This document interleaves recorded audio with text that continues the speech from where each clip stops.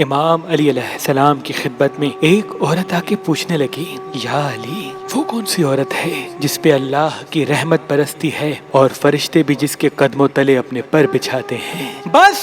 جیسے ہی یہ پوچھا گیا تو امام علی علیہ السلام نے فرمایا، اے عورت، یاد رکھنا، میں نے اللہ کے رسول سے سنا کہ جو عورت کم خرچ کرتی ہے تو اللہ اس عورت پہ اپنا نور برساتا ہے، رحمت برساتا ہے، اور فرشتوں کو اللہ حکم دیتا ہے کہ یہ عورت جس کے اخراجات اس کے شوہر کے لیے کم ہیں، اس کے قدموں تلے اپنے پر بچھاتے رہو، اور یوں وہ گھر اللہ کی برکت، رحمت اور نور تلے رہتا ہے۔ جس گھر میں وہ عورت رہے جو اخراجات کو کم رکھتی ہے، فضول خرچ سے دوری اختیار کرتی ہے، اور اپنے شوہر کے لیے عزت، گھر میں امن اور سلامتی کا سبب بنتی ہے،